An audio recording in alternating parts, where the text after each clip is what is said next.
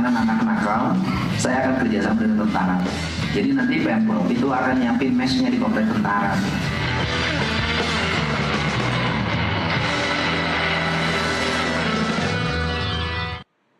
Pemirsa, terima kasih Anda masih terus menyaksikan NTV Prime. Kita lanjutkan perbincangan. Saya kembali lagi ke Kang Ono. Kang Ono, kalau kita mencermati statement dari Gubernur Jawa Barat Deddy Mulyadi, dia mengatakan bahwa mengirim siswa-siswa bermasalah ke barak ini akan mulai diberlakukan 2 Mei 2025, Kang Ono. Ini artinya TNI dan Polri akan menyiapkan 30 sampai 40 barak tempat pembinaan siswa nakal, dan kemudian setiap sekolah juga akan memiliki pembina TNI dan Polri yang bertugas membentuk karakter dan memetakan bakat. Jadi ini benar-benar akan dimulai dalam hitungan minggu ini berarti ya, Kang Ono?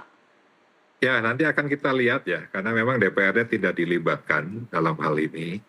Tapi saya sebenarnya lebih tertarik apa yang tadi disampaikan oleh Pak Jasra ya, bahwa instrumen pemerintah seharusnya dimaksimalkan dulu. Karena saya melihat misalnya ada beberapa panti rehab ya, yang di bawah Dinas Sosial Jawa Barat tidak mempunyai anggaran yang cukup. Misalnya ada satu misalnya panti di Cirebon, meliputi tanggung jawabnya di beberapa kabupaten dan satu semester dia hanya menerima 25 anak yang rawan sosial. Nah ini sangat kecil sekali. Kalau Nah, alasannya sehingga ya, karena biaya, Kang Ono? ya sebenarnya kan gini, permasalahan dengan TNI juga kan pasti berbiaya. Iya. Ya kan, saya yakin ada alokasi APBD yang nanti untuk pembiayaan bagaimana para siswa itu masuk barak. Nah makanya nanti akan kita cek ya dari sisi instrumen anggaran apakah memang ada anggaran yang dialokasikan untuk kegiatan siswa masuk barak tersebut dari APBD, dan kalaupun memang ditanggung oleh TNI ya alhamdulillah kan gitu. Tapi sekali lagi lah, intinya harusnya yang terakhir lah, opsi siswa masuk barak militer itu. Oke, baik. Prof. Cecep, kalau memang kemudian akan diberlakukan dengan segera tanpa perlu ada diskusi dengan DPRD, kemudian Pemprov akan bekerja sama dengan TNI Polri. Kira-kira apa yang harus dicermati oleh Pemprov agar tidak salah dalam menangani anak-anak yang mereka klasifikasikan sebagai anak-anak nakal? Ya tentu kan namanya birokrasi ya, harus ada regulasinya dulu ya. Jadi dibuat apakah peraturan gubernur atau apa gitu terserah. Tetapi harus ada regulasinya atas dasar apa. Tadi kan Kang Ono juga bicara pasti ada pembiayaan. Ya untuk mengeluarkan pembiayaan itu kan harus ada dasar hukumnya apa. Iya. Terus kedua juga apakah itu kalau anak-anaknya nolak bagaimana? Nah gitu. Iya. Dan nanti Pak Jafra mungkin bisa menjelaskan kalau ya dari sisi usia anak terus kemudian menolak bagaimana. Makanya pusatnya itu apakah pusat rehabilitasi gitu ya, gitu ya, pusat rehabilitasi mental gitu Pak Ono ya, atau mau apa? Jadi harus jelas dulu nomenklatur yang mau dibuatnya. Iya. Ya, terus ukuran nakal coba Mbak ya. Sekarang ukuran nakal tuh apa? Ya, apakah nakal dalam kategori apa? Ya kalau ada tingkatan kan kategori itu ada 1, 2, 3 misalnya ya, kategori yang parah atau cukup parah gitu dan ringan. Jadi ini nakal yang mana kalau mau di situ? Iya, Mungkin nakal yang mana dan mungkin apakah semua kenakalan itu bisa digabung menjadi satu ya, Prof. Cecep? Ketika nakalnya nakal narkoba, nakal pergaulan bebas, nakal tawuran, kelas apakah berat. itu kemudian bisa dijadikan satu dikirim ke TNI Polri begitu? Ya itu kelas berat misalnya ya, itu pasti harus pakai pusat rehabilitasi karena kan tidak semuanya bisa diselesaikan oleh TNI dan tugas TNI kan bukan untuk itu yang utamanya gitu ya. Gitu. Jadi pasti harus kerjasama dengan berbagai institusi gitu ya. Makanya Pak Deddy, Pak Gubernur ya, jangan terburu-buru karena ini menjelang 2 Mei kemudian anak dimasukkan ya. Tapi dirancang dulu lah dengan baik. Kata Kang Ono tadi, bicarakanlah dengan berbagai stakeholder termasuk DPR gitu. Oke, kalau ini berhasil mungkin bisa ditiru oleh daerah lain. Tetapi kalau ini gagal, Prof. Cecep, apa kira-kira dampaknya, dampak sosial psikologisnya terhadap anak-anak yang dilabeli sebagai anak nakal dan kemudian dikirim ke TNI Polri untuk menjalani pelatihan militer selama 6 bulan? Ya, makanya harus diidentifikasi dulu tadi ya, anak nakal itunya kategorinya apa. Yang kedua, kurikulumnya seperti apa.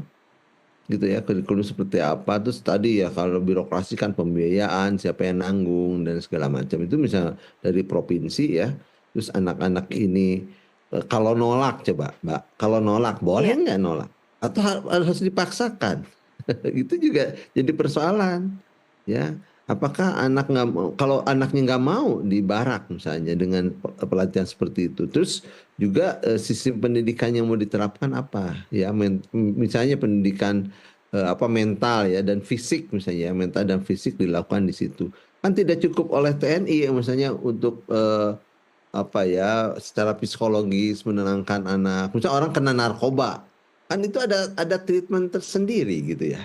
Nah, bahwa itu nanti di barak atau di sekolah di mana itu kan soal soal tempat bisa dibicarakan, tapi yang jelas itu ini programnya program apa dulu gitu ya.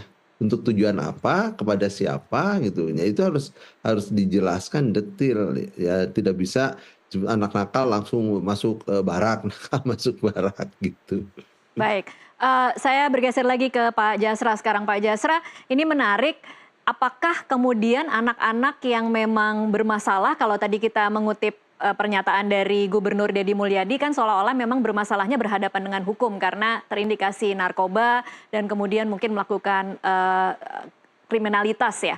Apakah kemudian anak-anak ini bisa dipaksa untuk menjalani pelatihan militer seperti yang diinginkan oleh Gubernur? Iya, sebetulnya kan kita sudah memiliki undang-undang sistem peradilan pidana anak gitu ya. Ada anak saksi, anak korban, anak pelaku gitu ya.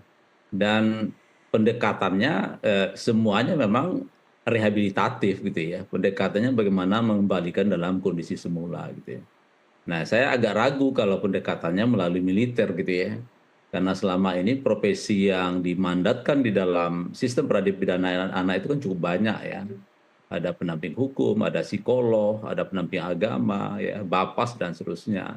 Dan semua pendekatan ini adalah bagaimana memastikan satu hak anaknya tidak terabaikan dan terlanggar gitu ya. Hak atas pendidikan, kesehatan, ya, identitas dan seterusnya. Kemudian yang kedua adalah peran keluarga. Jangan sampai kita menstigma anak, kemudian masuk ke barat, terstigma kembali gitu ya. Dan pada akhirnya dia menjadi korban berlapis gitu ya. Jadi saya kira ini yang harus dilihat ya, bahwa pemerintah daerah perspektif pelindungan anak ini harus dilihat lebih utuh gitu ya. Jangan sampai problem semua yang nampak itu adalah dibebankan kepada anak, sementara keluarga, dunia pendidikan, masyarakat gitu ya tidak mendukung, tidak dibenahi gitu ya. Yang pada akhirnya kita hanya menyelesaikan persoalan yang parsial gitu ya, itu satu. Nah, kemudian yang kedua, saya setuju sebetulnya kita lihat gitu ketersediaan lembaga-lembaga instrumen rehab selama ini, lembaga-lembaga pengobatan selama ini gitu ya. Apa yang kurang gitu ya, apakah kalau dalam catatan KPAI sebetulnya dari sisi pembiayaan, dari sisi SDM yang terbatas gitu ya. Karena ada lembaga-lembaga rehab yang yang cukup banyak menampung anak-anak yang memerlukan perlindungan khusus tersebut gitu ya. Kalau kita membahasakan bukan anak nakal tapi anak-anak yang memerlukan perlindungan khusus gitu ya. Ada 15 jenis. Baik. Dan 15 jenis ini intervensinya berbeda-beda gitu, tidak diseragamkan gitu ya. Misalnya anak dengan terpapar nafza gitu ya, itu beda, harus ada pengawasan, harus ada pengobatan, kemudian rehabilitasi gitu ya, pencegahan. Berbeda dengan misalnya anak-anak yang perlakuan salah gitu ya, di mana situasi lingkungan yang dia tidak mendukung, ya tentu yang dibenahi ada lingkungannya gitu ya. Iya. Ini adalah tentu jangka panjang ya, karena bicara anak ini bukan 1 hari 2 hari. Iya. Bicara anak itu kan 0 sampai 18 tahun. Jadi negara, pemerintah daerah punya tanggung jawab sampai usia 18 tahun ya. Jadi saya kira ini tentu perlu perencanaan yang baik gitu ya, dan yang terpenting tentu bagaimana semua kebijakan itu juga dirasakan manfaatnya untuk kepada anak-anak kita gitu. Baik, terakhir saya ke Kang Ono. Kang Ono, dari Anda sendiri harapannya seperti apa Pemprov akan bisa mengkaji dan mengkomunikasikan permasalahan ini tidak hanya kepada DPRD tetapi juga kepada anak, orang tua dan juga sekolah? Sebenarnya yang disampaikan oleh Prof. Cep-Cep dan juga Kang Jasra itu sudah sangat baik ya. Bagaimana memaksimalkan dulu instrumen yang ada di pemerintah daerah terkait dengan masalah rehab.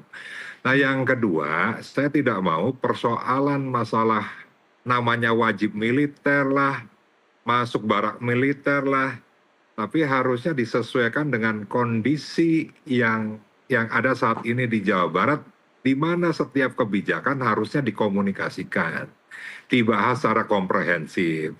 Jangan seperti pemangkasan anggaran, pencoretan anggaran kepada pondok pesantren dan masjid yang akhirnya viral.